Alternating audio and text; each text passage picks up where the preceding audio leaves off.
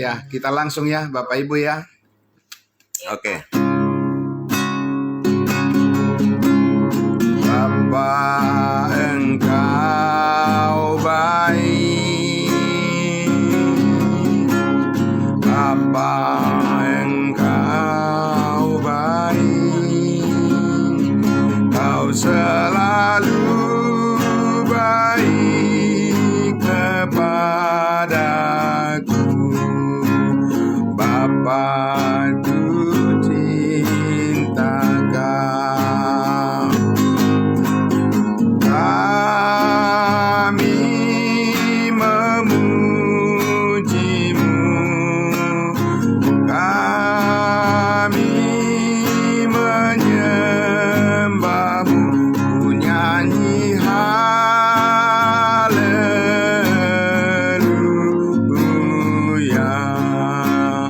Bapa-Ku cinta Kau, Bapa Engkau baik, Bapa Engkau baik, Bapa Engkau baik, Kau selalu baik kepadaku, Bapa-Ku cinta Kau. Kami memuji-Mu, kami menyembah-Mu, ku nyanyi haleluya.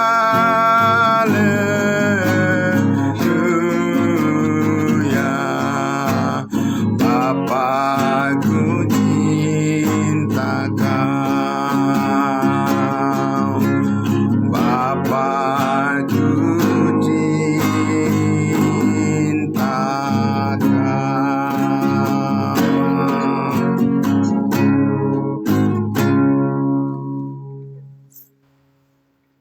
Oke.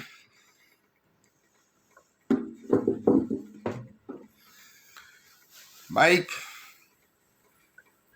Saudaraku semua, selamat pagi buat kita semuanya. Salam sehat saudara-saudaraku. Ya, terima kasih. Ya, pagi hambanya Bapak Gembala, Bapak Yohanes Adrian. Selamat pagi untuk kita semua. Amin. Ya, puji Tuhan. Mari kita tundukkan hati kita. Mari kita berdoa. Ya. Terima kasih ya Bapa di sorga. Kami sangat bersyukur ya Tuhan.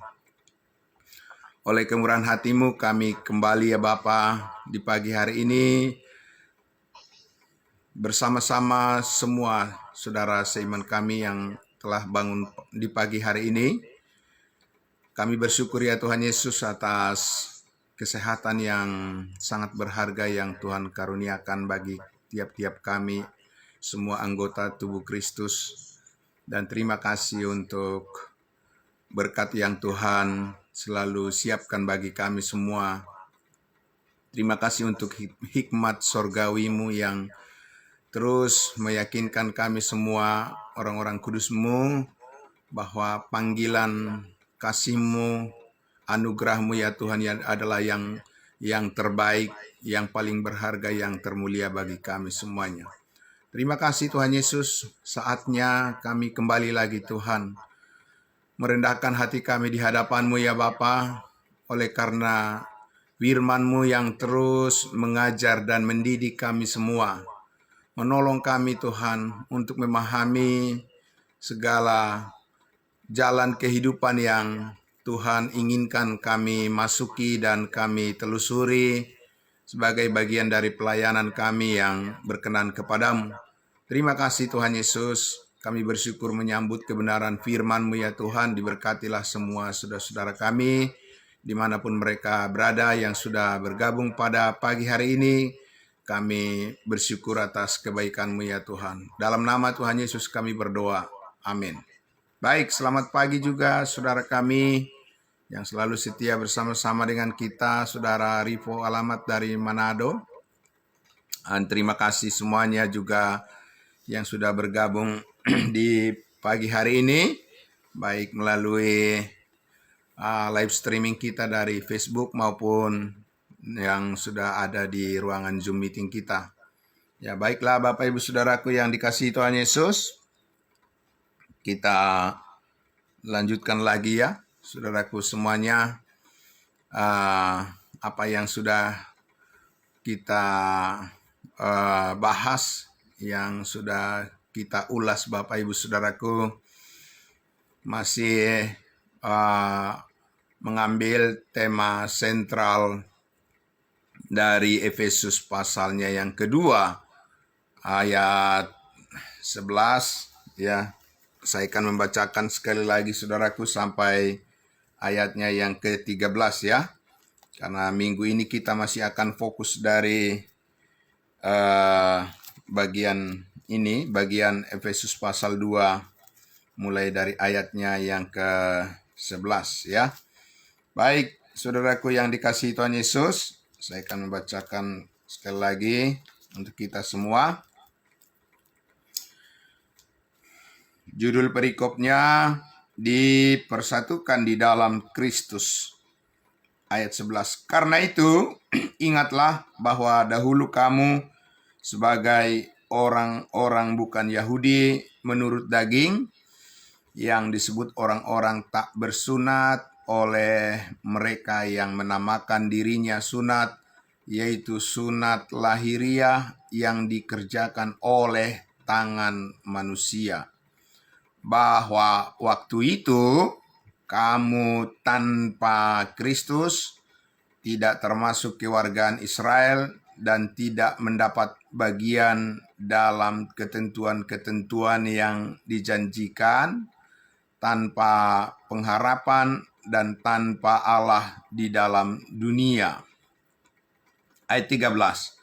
Tetapi sekarang di dalam Kristus Yesus kamu yang dahulu jauh sudah menjadi dekat oleh darah Kristus. Sekali lagi, ayat 13. Tetapi sekarang di dalam Kristus Yesus kamu yang dahulu jauh sudah menjadi dekat oleh darah Kristus. Nah, Bapak Ibu Saudaraku yang dikasihi Tuhan Yesus, kita sudah beberapa kali ya melihat perbedaan-perbedaan yang sangat signifikan ya, yang sangat mendasar ya, bagaimana kita memahami cara kerja Tuhan saat ini.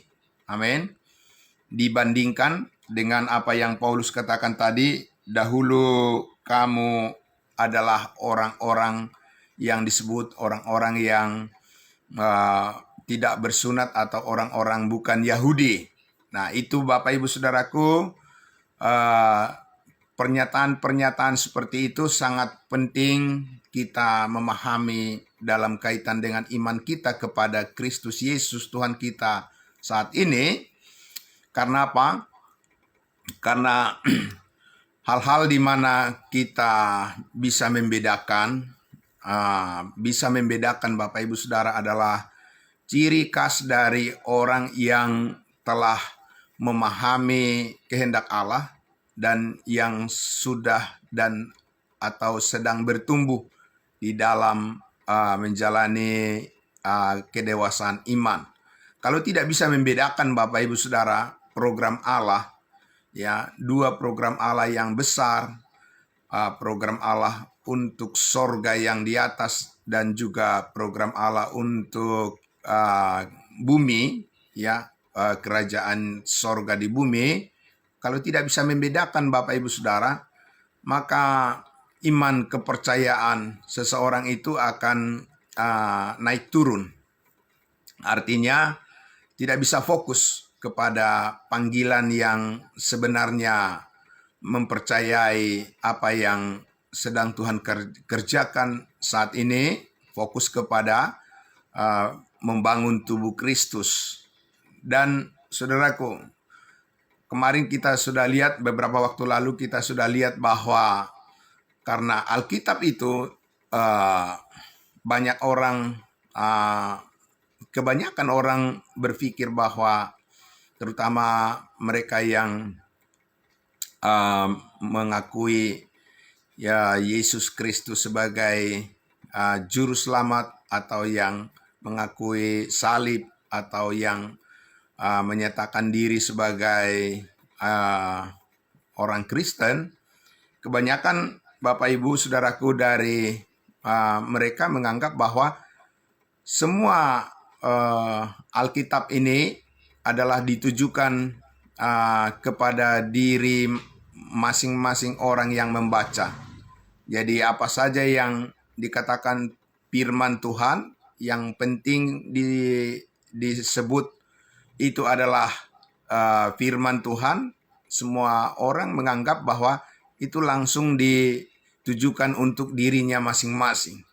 Nah, Bapak Ibu Saudaraku yang dikasihi Tuhan Yesus, karena itu mereka tidak bisa membedakan ya yang mana firman Allah yang ditujukan kepada umatnya, yang ditargetkan atau yang sudah ditentukan untuk tinggal di bumi ini, dan yang mana firman rahasia yang didasarkan pada rahasia dan yang ditargetkan untuk menempati kehidupan di sorga. Mereka yang tidak bisa membedakan itu, semuanya akan dianggap bahwa apa saja yang diperintahkan oleh Tuhan di dalam Alkitab ini adalah untuk dilakukan. Dan Bapak Ibu Saudara, disitulah terjadi banyak kontradiksi atau pertentangan, dan jadinya Alkitab itu kurang menarik bagi banyak orang ya. Karena apa? Karena mereka berpikir bahwa sulit sekali, susah sekali untuk memahami maksud Tuhan di satu pihak, di pihak lain, satu bagian, di bagian yang lain. Kemudian tidak heran kita lihat bahwa banyak apologet begitu ya, atau yang disebut pembela-pembela kekristenan itu dipenuhi dengan pertentangan dan perdebatan yang sengit, yang mulai dari hal yang ringan sampai pada perdebatan yang sangat keras ya, dan mati-matian masing-masing mempertahankan pendapatnya ya. Nah, Bapak Ibu Saudaraku yang dikasihi Tuhan Yesus, tapi kalau kita belajar untuk menjadi dewasa dalam iman, menjadi dewasa sebagai pengikut Yesus Kristus, maka tanda-tanda, kalau bisa disebutkan ciri-ciri ya orang percaya, orang yang sudah diselamatkan, orang yang sudah diciptakan baru di dalam Kristus Yesus, maka ya kita harus melihat bahwa pengetahuan kita, pengertian kita terhadap Alkitab itu harus bisa membedakan dengan baik ya Bapak Ibu Saudara. Bahwa kemarin kita sudah lihat Bapak Ibu Saudaraku, berdasarkan bacaan kita dari Efesus pasalnya yang kedua ini ya, yaitu berkaitan dengan apa yang dilakukan oleh Allah dulu ya. Jadi lain dulu, lain sekarang ya. Kalau dulu Bapak Ibu Saudaraku, ketika Tuhan Allah masih menjalankan program kerajaannya, jadi Tuhan Allah itu mempunyai program kerajaan ya di bumi, dan program kerajaannya di bumi itu dirancangkan, direncanakan ya, ditargetkan oleh Allah adalah harus melalui sebuah bangsa pilihan, yaitu bangsa Israel. Dan kita lihat hampir boleh dikatakan 75% Bapak Ibu Saudaraku, hampir 75% ayat-ayat Alkitab ya itu berkaitan dengan apa yang Tuhan rancangkan untuk kerajaannya di bumi ya, dan kebanyakan adalah berkaitan dengan bangsa Israel ya, dan nabi-nabi, nubuatan-nubuatan Alkitab kita lihat Bapak Ibu Saudaraku begitu banyak ditemukan terutama di kitab Perjanjian Lama berkaitan dengan bagaimana Allah akan memberkati seluruh umat manusia di bumi ini berdasarkan perjanjian Allah kepada nenek moyang bangsa Israel dan kepada keturunannya tentunya, kepada Abraham, Ishak dan Yakub dan seluruh bangsa Israel 12 suku. Dan oleh karena itulah maka kita lihat salah satu bagian yang membedakan antara bangsa pilihan, bangsa Israel dengan bangsa lain, Tuhan memberikan kepada mereka hukum Taurat. Dan saudaraku yang dikasihi Tuhan Yesus, seperti saya katakan tadi, oleh karena kebanyakan orang tidak bisa membedakan antara program Allah yang disampaikan dan yang diharapkan melalui bangsa Israel, ya berkat daripada Tuhan mereka bisa salurkan ke bangsa lain, dan membedakan antara apa yang sudah dihentikan oleh Tuhan saat ini kepada bangsa Israel dan sekarang yang dibukakan adalah program Allah yang sorgawi ya, melalui tubuh Kristus. Dan karena tidak bisa dibedakan Bapak Ibu Saudaraku, biasanya mereka mencampur adukan semua ya. Program Tuhan itu dianggap adalah hanya satu ya, gereja hanya satu, mulai dari Adam sampai manusia yang terakhir nanti ya. Orang yang percaya bagi mereka adalah pokoknya itu adalah umat Tuhan ya, jadi mereka tidak bisa membedakan ya, yaitu rahasia yang disimpan berabad-abad oleh Allah dan sebelum dunia dijadikan telah dirancangkan, yang mana saat ini ya program rahasia itulah yang dibukakan oleh Tuhan kepada semua orang saat ini, yaitu memberikan keselamatan kepada semua orang percaya dengan tidak ada perbedaan dan dikaruniakan secara cuma-cuma. Tidak ada perbedaan artinya tidak ada lagi urusan dengan Tuhan itu bukan lagi berdasarkan perjanjian yang dikaruniakan oleh Allah kepada Abraham dan keturunannya. Oleh karena, saudara-saudaraku, kita tahu Rasul Paulus mengatakan bahwa saat ini Allah benar-benar bekerja dan memberkati umat manusia adalah berdasarkan rahasianya, rahasia kehendaknya yang saat ini, di mana rahasia itu adalah Allah mengaruniakan keselamatan secara cuma-cuma kepada setiap orang yang percaya, tidak karena melakukan hukum Taurat, tidak juga karena manusia berusaha menjadi orang yang baik, atau tidak juga karena manusia melakukan serangkaian ritualitas keagamaan, upacara-upacara, seremoni-seremoni religiusitas, tidak ya, juga bukan karena apa yang dirancangkan, yang dipikirkan dan juga yang diagendakan oleh tiap-tiap kelompok atau siapapun ya di dunia ini, tetapi saat ini adalah rahasia Allah dibukakan melalui apa yang disampaikan oleh hambanya Rasul Paulus. Adalah Allah saat ini mengaruniakan keselamatan diberikan kepada semua orang secara cuma-cuma berdasarkan iman kepada kematian, penguburan dan kebangkitan Yesus Kristus, yang telah menebus dan mengampuni segala dosa manusia, dan siapa yang percaya pasti diselamatkan dan dimeteraikan dengan Roh Kudus dan dimasukkan ke dalam tubuh Kristus supaya bisa berfungsi seperti yang Allah inginkan, yang Allah kehendaki. Bagaimana supaya setiap orang percaya bisa dipakai oleh Tuhan untuk menjadi saluran berkat bagi banyak orang saat ini. Nah, Bapak Ibu Saudaraku yang dikasihi Tuhan Yesus, oleh karena itulah perbedaan-perbedaan itu harus kita pahami dengan baik.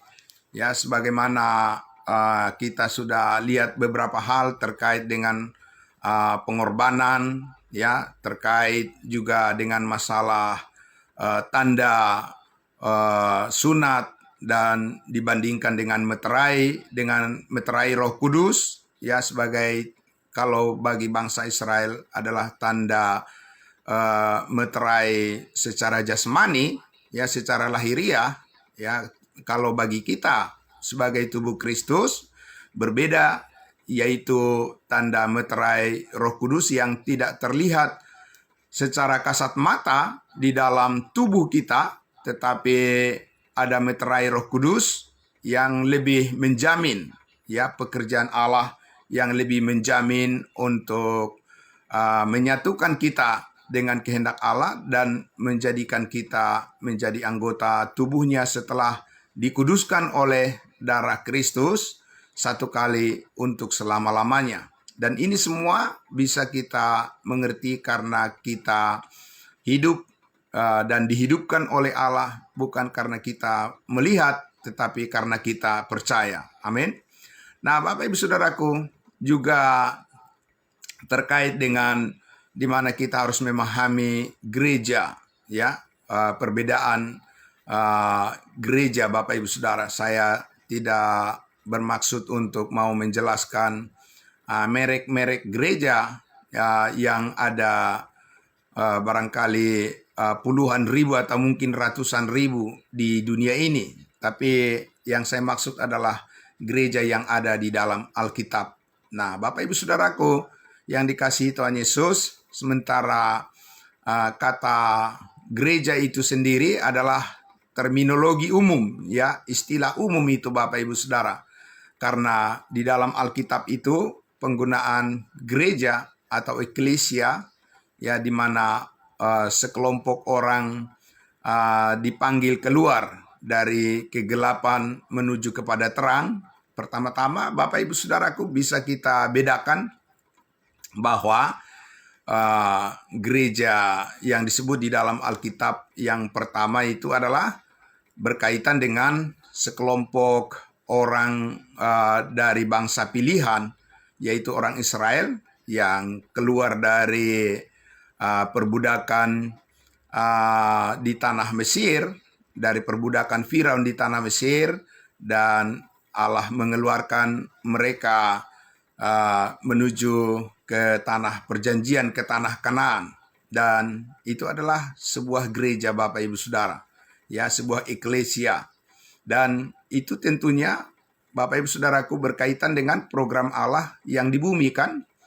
Dan karena itu Saudaraku, kita harus membedakan bahwa apa yang dikatakan oleh Rasul Paulus ini, ya, kamu dahulu adalah orang-orang bukan Yahudi, kamu dahulu adalah orang-orang yang disebut orang yang tidak bersunat, dan sekarang kita oleh salib Kristus, kita yang dulu jauh sekarang sudah menjadi dekat. Bukan menjadi dekat kepada Israel, Bapak Ibu Saudara, ya, bukan kelanjutan daripada gereja yang telah diselamatkan oleh Allah, yaitu gereja kerajaan namanya. Jadi sejauh berkaitan dengan bangsa Israel, Bapak Ibu Saudara, sejauh berkaitan dengan nubuatan-nubuatan di dalam Alkitab ini, itu berkaitan dengan siapa? Berkaitan dengan gereja orang Israel, gereja kerajaan namanya, Bapak Ibu Saudaraku, sampai pada hari Pentakosta. Jadi Saudaraku yang dikasihi Tuhan Yesus, kita tidak melihat bahwa apa yang terjadi pada hari Pentakosta itu adalah gereja yang sekarang ini, Bapak Ibu Saudara, ya, gereja yang sekarang ini gereja adalah gereja tubuh Kristus. Itu bukan kelanjutan dari apa yang terjadi di masa Pentakosta, ya, karena apa yang terjadi di masa Pentakosta dulu itu adalah semua orang Yahudi. Jadi kita harus benar-benar memahami bahwa itu bukan model gereja yang saat ini sedang diberkati oleh Tuhan. Gereja saat ini adalah gereja tubuh Kristus yang disebut sebagai ciptaan baru, ya. Bangsa Israel, Bapak Ibu Saudaraku, bukan tubuh Kristus, beda, ya. Kita harus bisa membedakan, Bapak Ibu Saudara.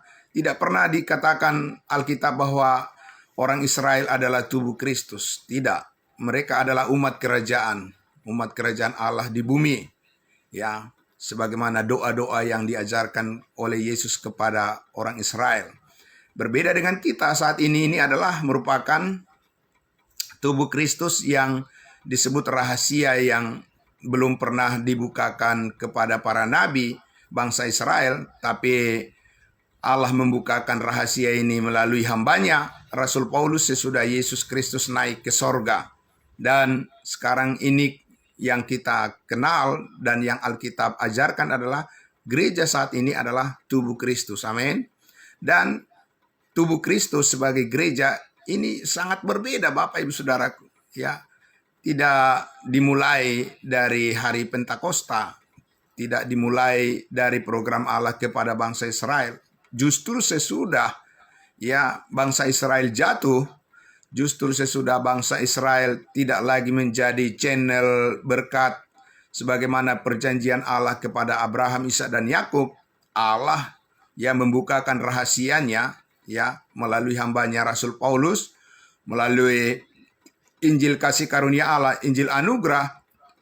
Ada orang-orang di seluruh dunia, banyak orang yang percaya kepada kematian Yesus Kristus, kepada penguburannya dan kebangkitannya, yaitu mereka yang percaya itu adalah ditetapkan oleh Allah menjadi gereja tubuh Kristus. Amin. Menjadi anggota gereja tubuh Kristus yang diorientasikan oleh Allah, yang ditetapkan oleh Allah, yang ditentukan oleh Allah untuk menempati posisi yang sorgawi, posisi tempat yang di atas, bukan yang di bumi, Bapak Ibu Saudara.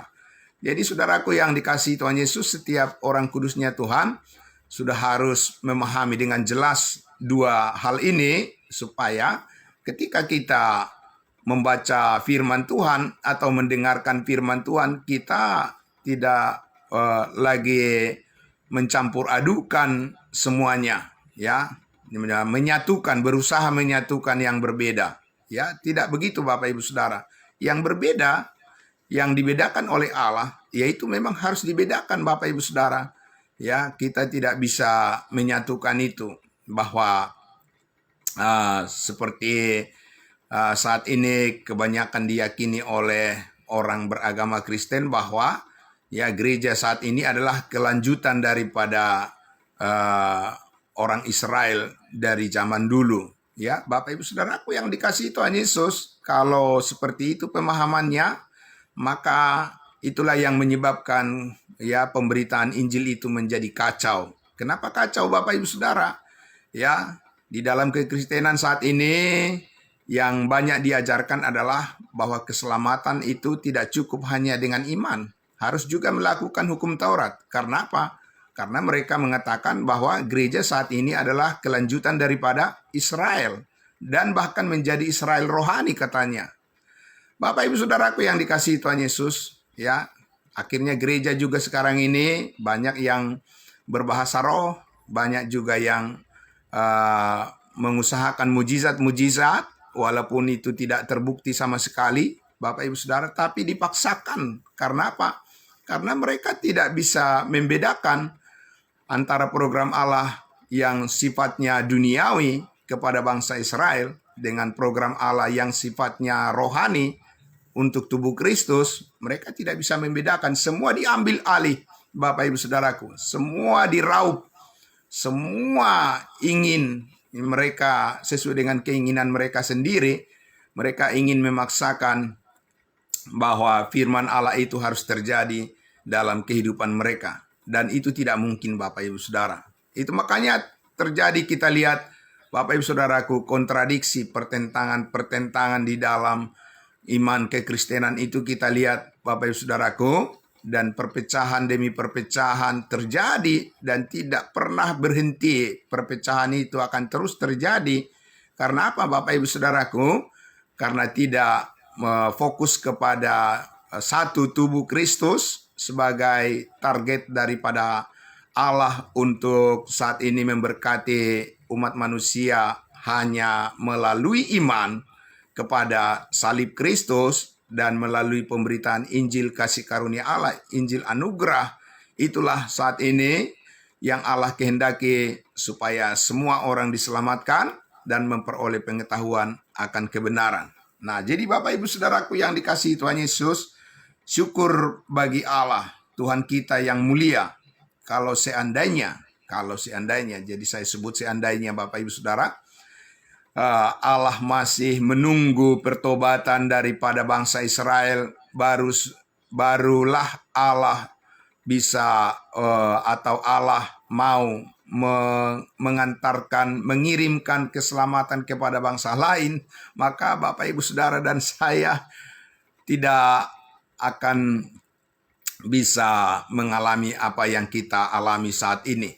Ya, karena apa, saudaraku? Karena kalau menunggu pertobatan daripada umat pilihan bangsa Israel, baru keselamatan itu dikirimkan kepada bangsa-bangsa lain. Bapak Ibu Saudaraku yang dikasihi Tuhan Yesus, akan begitu banyak orang yang akan mati binasa ya di lautan api neraka. Karena apa?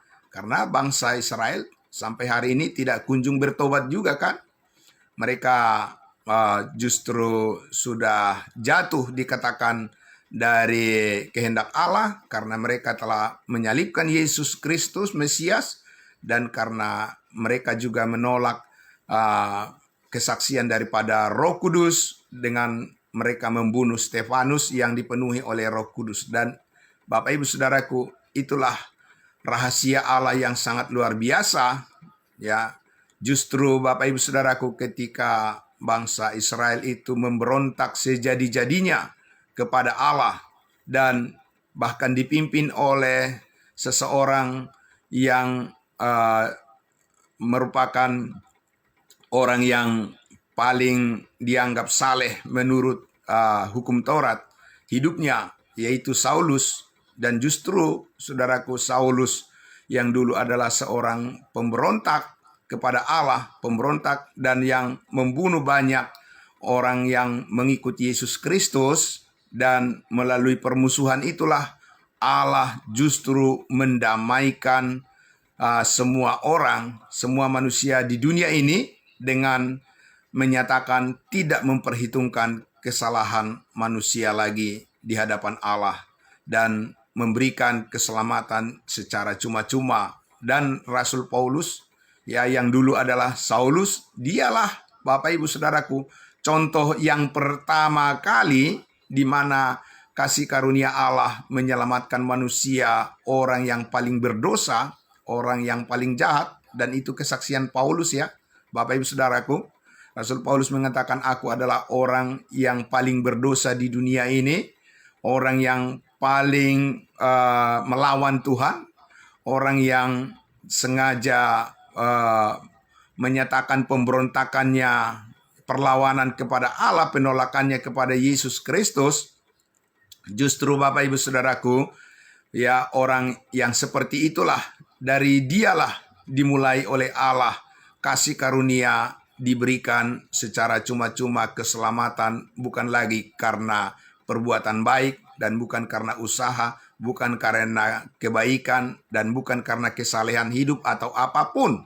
Karena Bapak Ibu Saudaraku, justru di saat di mana Rasul Saulus itu sedang mengadakan sebuah perjalanan untuk mengejar para pengikut Yesus Kristus di dalam di tengah perjalanan ke Damsyik. Di Damsyik itu, disitulah Yesus Kristus dari sorga menangkap dia, mengajak dia untuk berdamai. Amin.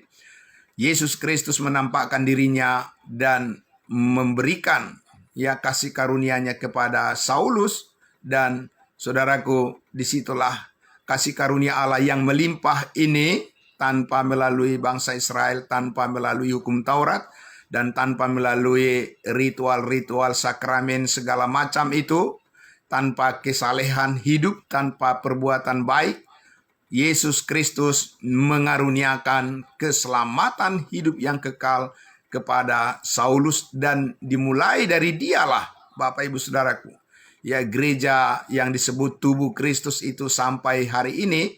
Setiap orang yang percaya kepada kematian Yesus Kristus, kebangkitannya yang sudah menebus dan mengampuni segala dosa, keselamatan dikaruniakan secara cuma-cuma, dan itulah gereja tubuh Kristus, Bapak Ibu Saudaraku. Semua orang yang percaya, saudara dan saya adalah anggota gereja tubuh Kristus, dan kita sekarang memandang kehidupan kita di dalam satu kehidupan yang baru, di dalam Kristus, ciptaan yang baru, dan kita adalah manusia baru yang setiap hari kita diperbaharui oleh Roh Kudus yang telah dimeteraikan di dalam diri kita, di dalam persekutuan kita, di dalam tubuh Kristus, supaya kita mengalami seluruhnya janji Allah yang sorgawi, janji Yesus Kristus sebagai kepala tubuh, dan kita adalah anggota-anggota tubuhnya, dan kita adalah gereja yang kudus, kita adalah gereja yang telah dipastikan dan sudah secara positif bahwa saudara dan saya telah dipastikan diselamatkan ke dalam kehidupan yang kekal, ke dalam sorga satu kali untuk selama-lamanya. Nah, puji Tuhan Bapak Ibu Saudaraku yang dikasihi Tuhan Yesus. Jadi kalau kita masih kembali kepada ingatan-ingatan kita yang dulu, yang mana Paulus katakan, kamu dulu jauh dari Tuhan, kamu dulu tidak mempunyai satu perjanjian, dan kamu dulu tidak diperhitungkan, kamu bukan siapa-siapa, kata Paulus. Bapak Ibu Saudaraku, kalau untungnya Bapak Ibu Saudaraku, Paulus itu dijadikan oleh Allah untuk menjadi perintis daripada gereja tubuh Kristus, dan sebetulnya dia adalah orang Yahudi, dia adalah keturunan Abraham, tetapi Bapak Ibu Saudara, Allah telah memilih, dikatakan Paulus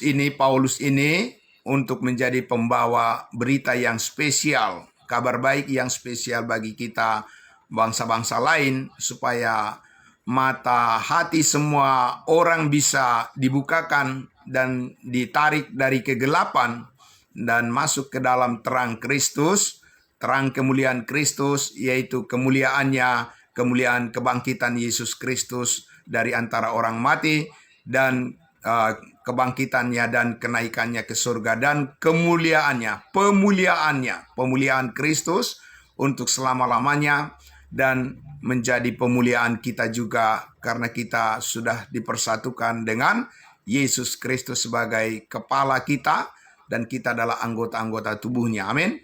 Bapak Ibu Saudaraku yang dikasihi Tuhan Yesus, betapa indahnya, betapa nikmatnya, betapa bahagianya, betapa sukacitanya, betapa damai sejahteranya hidup kita yang baru, identitas kita yang lama sudah berlalu, dan sekarang sudah tiba, sudah berada di dalam proses kehidupan yang berkenan kepada Tuhan. Bukan mencari-cari lagi Bapak Ibu Saudaraku, kita bukan mencari-cari keselamatan lagi sebagaimana dilakukan oleh banyak orang di dunia ini. Orang beragama di dunia ini masih mencari-cari keselamatan, dan entah kapan bisa ditemukan, dan tidak mungkin bisa ditemukan tanpa menerima, tanpa percaya Injil kasih karunia tentang Yesus Kristus, karya keselamatan yang kekal yang sudah dikerjakan oleh Yesus Kristus di atas kayu salib yang sudah selesai. Tanpa menerima itu, Bapak Ibu Saudara, percayalah bahwa tidak akan ada orang yang diselamatkan. Tapi saudara dan saya bersyukur karena kita sudah ada di dalam kebenaran Allah itu, dan bersyukur karena hidup kita yang sementara ini masih diberikan kesempatan untuk berkarya, ya, memberitakan terus Bapak Ibu Saudaraku tanpa henti, tanpa takut dan gentar, kata Rasul Paulus. Harus ada keberanian iman sebagaimana kemarin disampaikan oleh hamba Tuhan yang muda, yang masih muda, Bapak Evangelis Samuel Pardosi, yang sudah membentangkan bahwa saat ini justru karya Roh Kudus adalah membangkitkan semangat spirit yang tinggi, ya, bagi setiap orang yang percaya keberaniannya untuk menyampaikan berita keselamatan, berita karya salib Kristus satu-satunya sebagai cara saat ini untuk bisa memperbaharui hidup manusia dan menjadikan manusia yang berkarakter, ya, yang berkepribadian sebagaimana ciptaan baru, sebagai manusia baru yang berpendirian kokoh dan kuat untuk terus berdiri di posisi kebenaran Yesus Kristus yang sorgawi. Amin. Nah, Bapak Ibu Saudaraku yang dikasihi Tuhan Yesus, tetaplah setia kepada kebenaran ini, karena Allah menghendaki Bapak Ibu Saudaraku supaya kita bertumbuh kuat di dalam sukacita dan damai sejahtera ini. Biarlah semua perkara-perkara duniawi, biarlah semua ujian-ujian dan cobaan-cobaan atau godaan-godaan dunia tidak akan bisa menggoyahkan semangat saudara untuk datang terus belajar kepada firman Tuhan. Amin. Karena itu adalah nafas kehidupan kita. Itu adalah nyawa kita, Bapak Ibu Saudaraku. Ya, firman Allah itu adalah nyawa kita. Karena apa, Bapak Ibu Saudara? Karena kita diselamatkan oleh firman Allah, kita diberkati oleh firman Allah, kita dikuduskan, disucikan dari segala dosa oleh firman Allah, dan kita juga dijamin untuk segala berkat yang Tuhan janjikan adalah karena firman Allah, dan kita akan diangkat ke surga oleh karena firman Allah. Dan karena kekuatan firman Allah, saudara dan saya bisa sanggup bertahan dan senantiasa tegak berdiri, mengucap syukur senantiasa kepada Tuhan dalam segala hal, dan bersukacita senantiasa di dalam Yesus Kristus. Amin. Selamat pagi Bapak Ibu Saudaraku yang dikasihi Tuhan Yesus. Ya, bersyukur sekali untuk semua yang selalu setia dan yang selalu berkomitmen untuk kita bersama-sama terus dalam peribadahan kita. Setidaknya setiap pagi saudara dan saya harus menerima berkat dari firman Allah, dan supaya siap untuk menjalankan segala tugas pekerjaan sebagai apapun yang Tuhan percayakan kepada kita. Semua kita ini sudah diawali dengan keyakinan bahwa penyertaan Tuhan akan terus memberkati setiap apa yang kita lakukan setiap hari dan seterusnya. Baik Bapak Ibu Saudaraku yang dikasihi Tuhan Yesus, demikian firman Allah yang memberkati kita pada pagi hari ini. Mari kita bersyukur untuk semuanya itu. Mari kita berdoa. Bapa dalam surga, terima kasih Tuhan Yesus. Di saat momentum prima bagi kami sebut sebagai cara kami untuk menyikapi kehidupan kami dan meresponi segala waktu yang Tuhan berikan bagi kami. Setiap hari yang baru yang Tuhan berikan bagi kami meresponi dengan cara kami memperhadapkan diri kami kepada firman-Mu, kepada diri-Mu, kepada kasih karunia-Mu. Dan kami bersyukur ya Tuhan Yesus, karena setiap hari selalu baru berkat daripada Tuhan kami terima.